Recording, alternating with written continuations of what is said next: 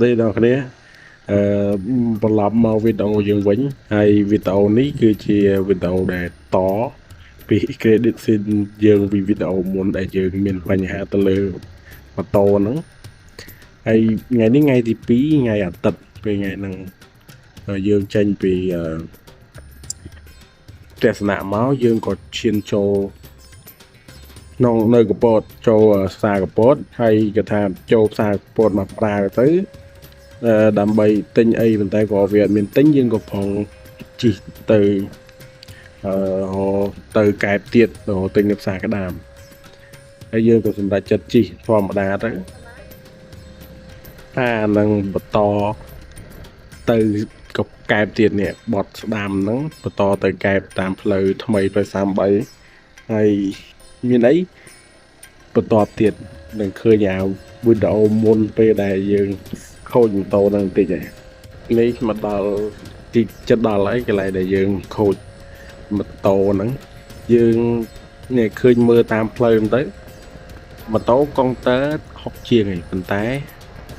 ល្បឿនវាអាចដល់8ដែរព្រោះតែកុងទ័រវាមានបញ្ហាហើយយើងគិតតែមូលតាមគេឃើញភ្លើងស្អាតដូចលឿនស្រួលចឹងណាក៏ប្រឹងមូលអត់ភ្លេចគិតតាមម៉ូតូចឹងកំពុងលាន់សប៉ាប់ហើយដែរហើយក៏ប្រឹងមូលនេះពងប្រឹងមូលលឿនតាមគេចឹងទៅមកដល់កណត់ប្រឹងមូលជាប់មកប្រើហ្នឹងឃើញកុងទ័រ60ហ្នឹងតែពិតណែកុងទ័រពងធ្លាក់ហ្នឹងពងពេលហ្នឹងមូលឡើងហើយខ្សុយបាត់ហើយដៃឃើញដៃពងមូលតាក់ហ្នឹងចប់ហើយល្បឿនក៏ខ្សោយទៅយឺតមូលឡើងហ្មងឃើញក្នុងវីដេអូហ្នឹងនិយាយពីដើមហេតុហ្មងម៉ូតូហ្នឹងមុននឹងទៅចូលទឹក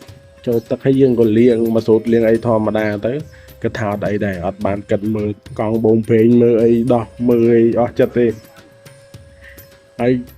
ណាមួយយើងជិះទៅ2ថ្ងៃទៀតវាអត់អីទៀតយើងដល់គាត់ថាដល់ហ្នឹងមកវាទៅខូចទៅយើងអត់ដឹងយើងប្រឹងមូលជាប់មានអីខូចមកដល់ជាងបានដើរថាយើងឆេះច្បាប់ភ្លើងធ្លាយច្បាប់ភ្លើងហើយមូលហេតុធំហ្នឹងគឺមកពីកង់បូមព្រេងវាបូមអត់ឡើងហើយពេលហ្នឹងយើងអត់ដឹងចេះតែនិយាយទៅអូខុសឆេះស្បែកវាមិនតែណាឆេះស្បែកមូលអត់ឡើងតាមពិតម៉ូតូវាធ្លុះស្ប៉ាប់ដោយសារអត់មានព្រេងរត់ទៅជំនួយទៅនឹងវីស្តុងទៅអីហើយក៏នាំមកដាក់ឲ្យខូចឲ្យកាត់វីស្តុងមកប្រើយ៉ាងដែរហើយកន្លែងហ្នឹងមានអីយើងគ្រាន់តែសម្រាប់ចិត្តរុញទៅកពតវិញទៅចូលកពតវិញនេះគាត់ជាអាសង្ឃអ្នករុញខ្ញុំពីក្រោយដើម្បីទៅកពតវិញព្រោះទៅរកជាងឲ្យគេជួយមកធ្វើដើម្បីជិះបានដល់ផ្ទះទៅយើងគិតថាគាត់នឹងអាចធ្វើបានដោយសារយើងធ្លាប់ទៅជួបគាត់ម្ដងហើយមិនថាអូគាត់ដឹងថាគាត់ធ្លាប់ធ្វើទេថាអាចចុងក្រោយអាចតែគាត់ធ្វើមិនចាំទៅជួបគាត់ហើយចាំតិចទៀតកាត់វីដេអូចូលទៅដល់កន្លែងដែលយើងទៅជាងម៉ូតូមកនិយាយទៅទំលើកហ្នឹងនេះដែរខូចអាគប់ហ្នឹងជីទៅខេត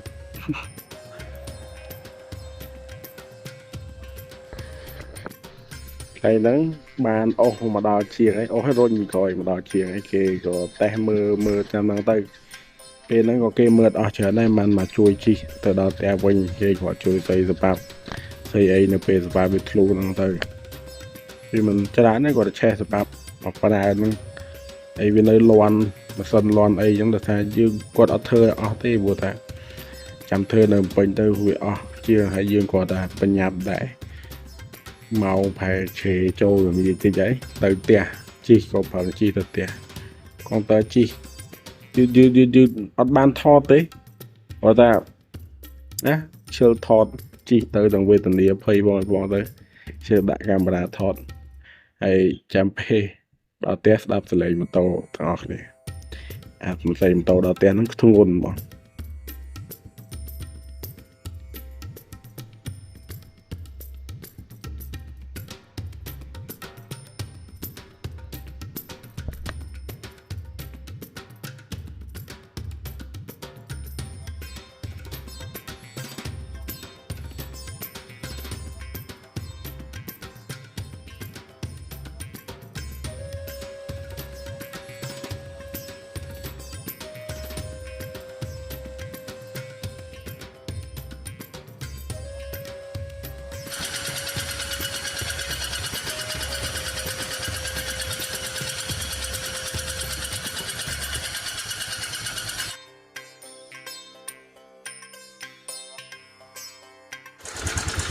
នេះ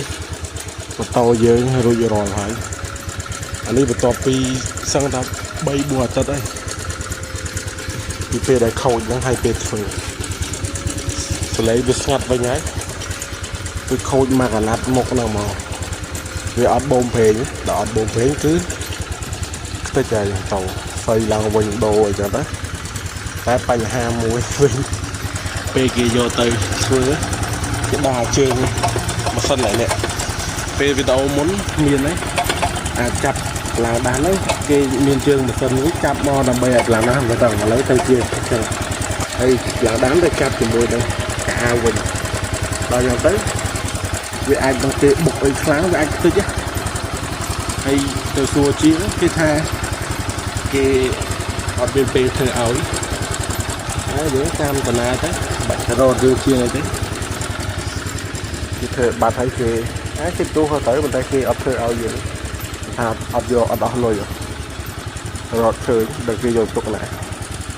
ហើយចាំមើលប្រហែលជាមានវីដេអូក្រោយទៀតយើងនឹងធ្វើមិនអញ្ចឹងយើងទៅនៅពេញកន្លែងដែលគេលក់ពួកហើយគ្រឿងម៉ូតូទាំងអញ្ចឹងគេអាចមានជើងណាបើមិនអញ្ចឹងខ្ញុំសល់ជើងផងនៅផ្លាដាស់ហ្នឹងផ្ទាល់អាចយកមកឡដើម្បីកែវាបានហើយយើងជួបគ្នាវីដេអូក្រោយវីដេអូផ្សេងទៀតអរគុណសម្រាប់ការតាមដានសូណាតាំងពីដើមរហូតដល់ចប់វីដេអូភាគ2នេះការធ្វើម៉ូតូអរគុណ